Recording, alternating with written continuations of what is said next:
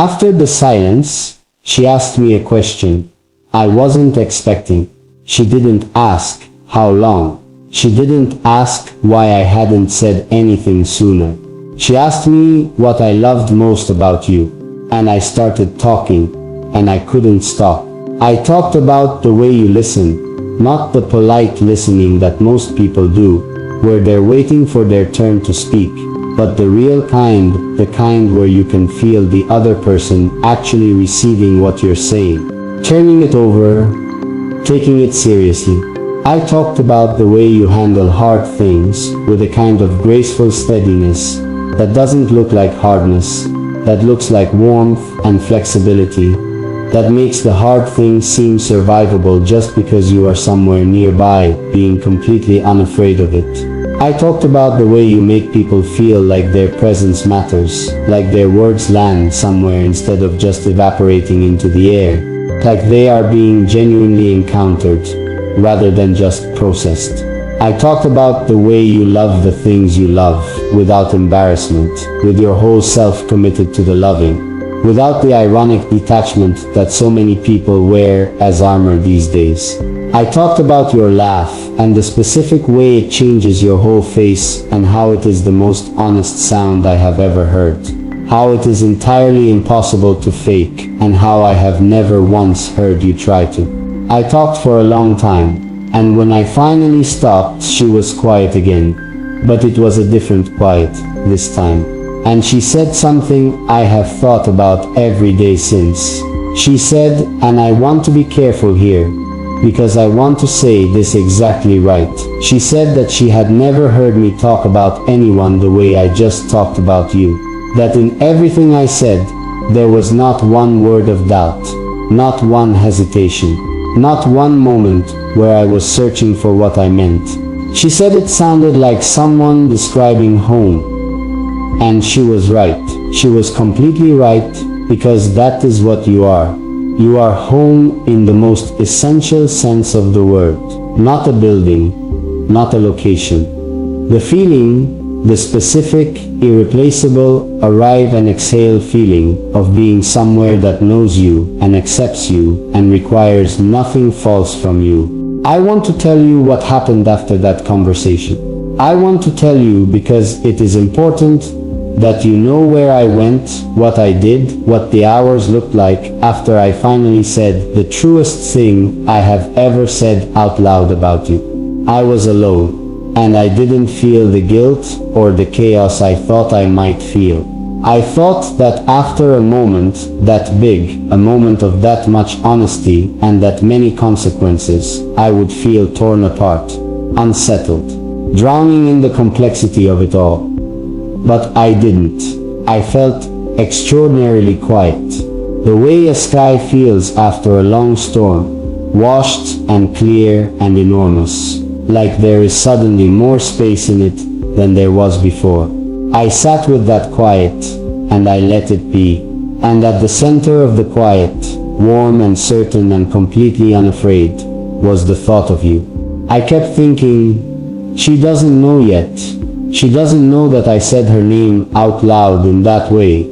She doesn't know that I put the most honest word I have ever used for her into a real conversation with real stakes, and let it stand there on its own without taking it back. She doesn't know that someone heard her name spoken with that much love, that much certainty, that much undefended and unapologetic truth. And I wanted you to know. I needed you to know. Because you are the person this is about, and you deserve to be the first person I tell, not the last. You deserve to know that your name was said with reverence by someone who meant every syllable of it. You deserve to know that when I had to choose, in a moment that mattered, between the comfortable answer and the true one, I chose the true one, and the true one was you. The true one has always been you. There is something I have not said yet, something underneath even all of this. And I want to get to it, because I think it is maybe the most important thing.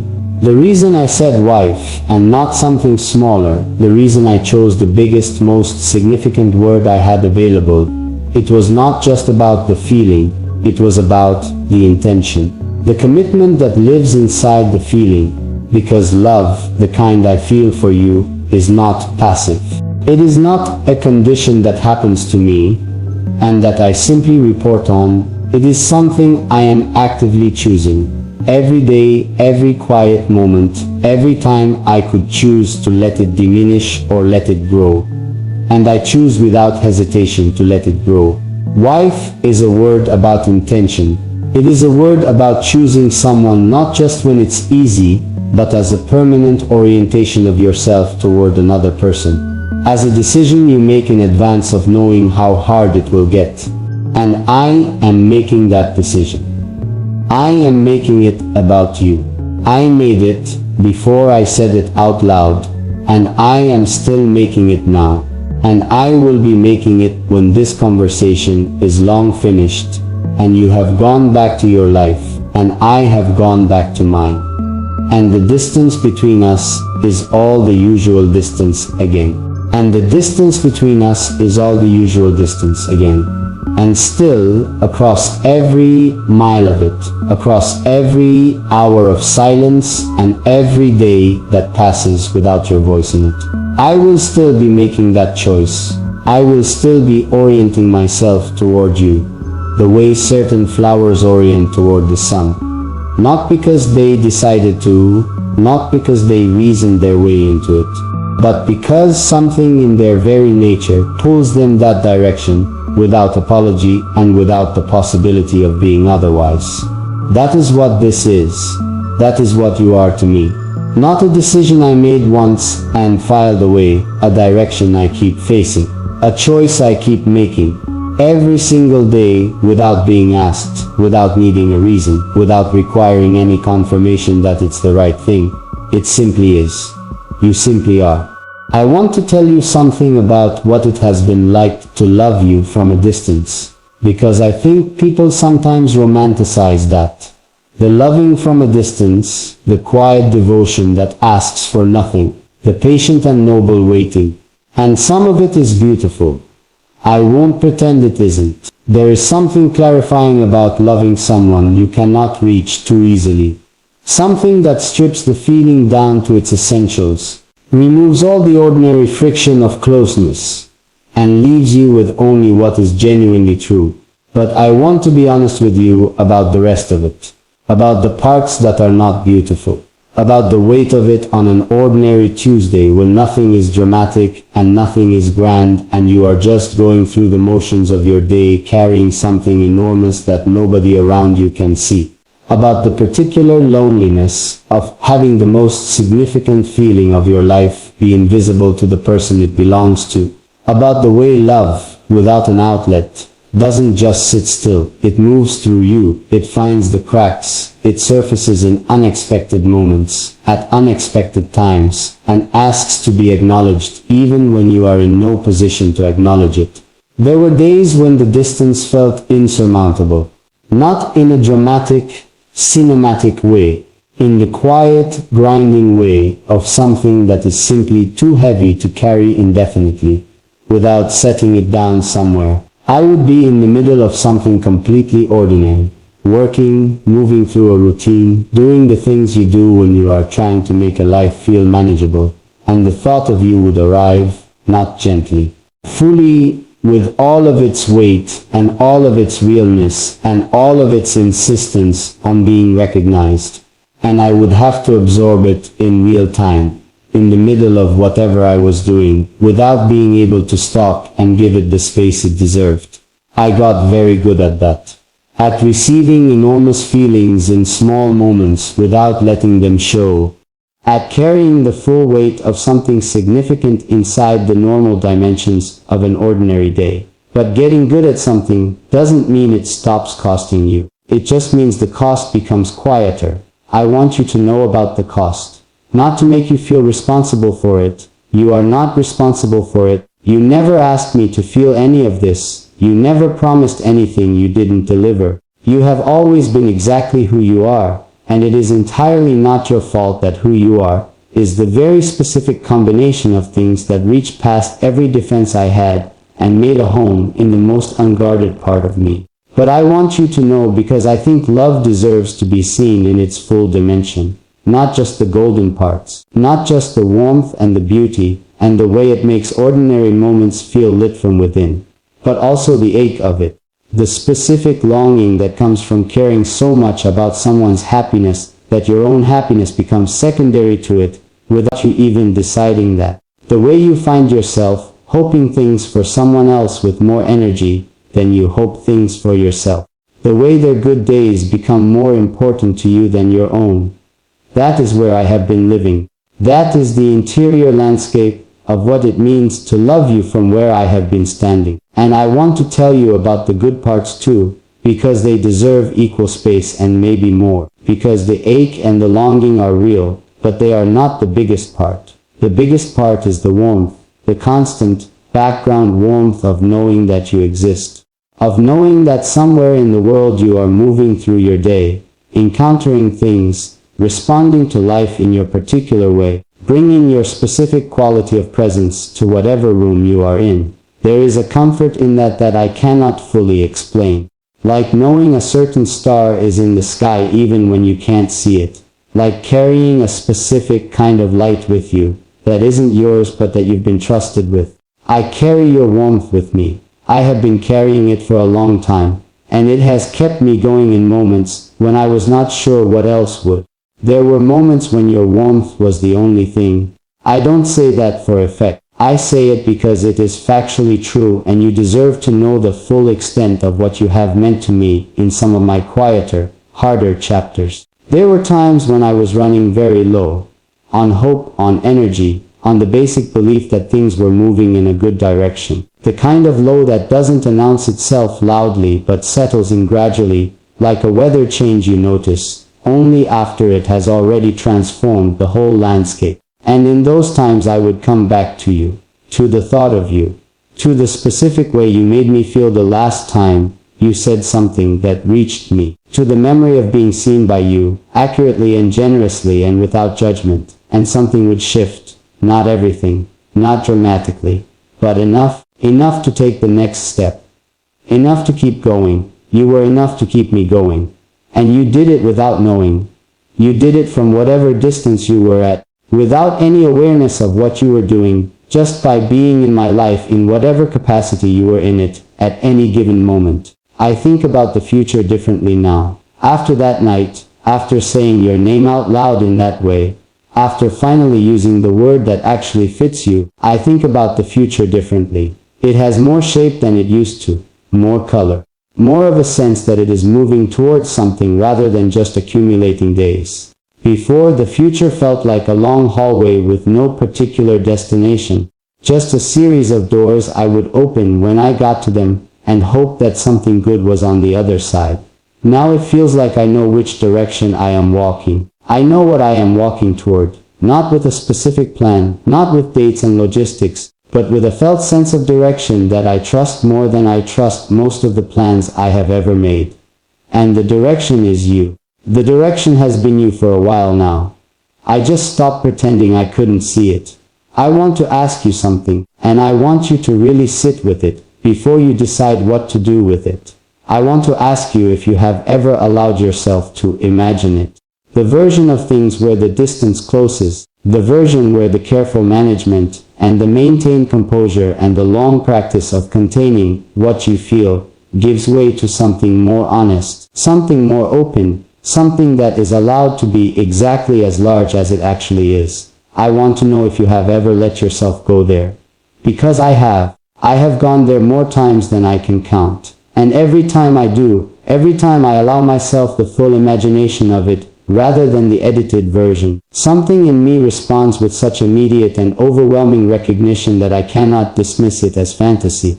It feels too specific for fantasy. It feels too accurate. Fantasy is vague and soft-edged and interchangeable. What I imagine when I imagine you is none of those things. It has your particular face in it, your particular way of moving through a room, your particular voice, your particular laugh, and the way it arrives suddenly and then takes over your whole face before you can do anything about it. It is not a fantasy. It is a vision. And there is a difference. I want to tell you what I see in it. I want to walk you through it, because I think hearing what I actually imagine, the specific texture of the future I have been moving toward in the quiet of my most honest thoughts, I think it might mean something to you. I think it might reach a place in you that other words haven't reached yet. So let me try. I see mornings. That's always where it starts. I have a deep and apparently incurable belief that the quality of a morning with someone tells you everything you need to know about whether they are the right person, whether the silence between you is comfortable or tense, whether the ordinary rituals of a day beginning together feel natural or performed. In what I imagine, the mornings are quiet and unhurried and full of a particular kind of ease that I have only ever felt in glimpses, in moments, never for a sustained stretch. The ease of not needing to perform, of being whatever I am on a given morning, alert or slow, talkative or internal, bright or carrying something, and having that be completely fine. Having you look at me across whatever space we're sharing, and see exactly who is there, and choose to be present with that person, not a curated version of that person, the actual one. And I see myself doing the same for you. Seeing you in your full unguarded morning self and feeling nothing but gratitude that I am the person who gets to see it. That I am trusted with it. That the you that exists before the day has asked anything of you is something I get to witness. I see conversations that don't have to end. That is one of the things about you that has always undone me. The way time moves differently when we are talking. The way an hour can feel like minutes and a short exchange can feel like it contained more genuine substance than entire days of other interactions. I have always wanted more of that. I have always left our conversations with the feeling that we were just getting somewhere, and it was already time to go, just finding the real thing underneath the surface thing, and then having to fold it back up and put it away, because the world required us elsewhere. In what I imagine, that doesn't happen. In what I imagine, we get to stay. We get to follow the conversation wherever it goes, into the unexpected places, the tender places, the places that require trust to even enter. We get to know each other in the sustained, unhurried, nothing is off limits way that I have been wanting for longer than I've said. I see you on an ordinary day, when nothing special is happening, and everything is slightly difficult, and the world is not cooperating in the small, irritating ways the world sometimes doesn't cooperate. I see you tired in the particular way that requires someone to simply sit close and not need anything from you. And I see myself being that. Being the person who doesn't need anything from you in that moment except to be near you. Who can be quiet with you without it feeling like absence. Who can take the weight of the day from around your shoulders not by fixing anything, but simply by being a place you can set it down for a while. That is what I want to be for you. Not the person who solves things and manages things, and makes things better through effort. The person whose presence itself is the rest, whose company is the exhale. I want to be home for you the way you are home for me. I want to give back what you have given me without knowing you were giving it. I see small things. I keep coming back to the small things because I think that is where the real truth of love lies, not in the grand gestures that anyone can produce with enough determination, but in the small daily choices of attention and care that you make when nobody is watching and nothing is at stake, and the only reason to do them is because you want to. I see remembering the things that matter to you even when you mentioned them casually and clearly didn't expect them to be retained. I see noticing when something is slightly off, when the version of you that showed up today is carrying something that the you from yesterday wasn't carrying, and asking about it gently without making a demand of it. I see choosing you in the small moments, over distraction, over convenience, over the 100 other things that compete for attention in a day, choosing to look at you, to listen to you, to be actually here with you instead of somewhere else in my head while my body is in the room. Those are the choices I want to make for you. Those are the choices I have already been making in my heart from whatever distance I have been standing at. Now I want to make them where you can feel them, because you deserve to feel them. That is the thing I keep arriving at no matter where I start.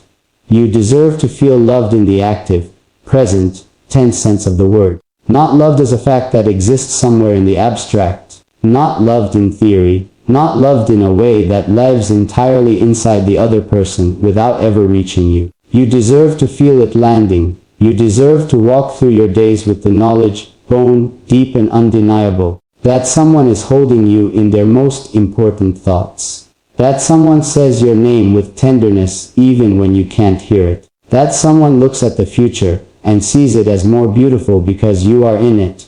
That someone already told another person that you are their real wife, not as a throwaway comment, not as hyperbole, but as the most accurate and carefully chosen word they had available for what you actually are to them. You are that to me, you have been that to me, and the more I say it, the more I realize how long it has been true, and how much time I spent managing it, and containing it and presenting a smaller version of it to the world, while the real version of it lived enormous and unconstrained in the most private part of me. No more of that. I am done with the small version. I am done with the managed version. I am done with the version of this that keeps you at a safe narrative distance, and refers to you in careful language, designed not to reveal too much. You are too real for that. What I feel is too real for that. This moment, right now, is too real for that. So here I am, saying the real thing. Saying the whole thing. Saying your name the way I say it when I am most honest with myself. With all the weight it carries and all the tenderness, and all the absolute certainty, that has only grown more certain, with every passing month of knowing you,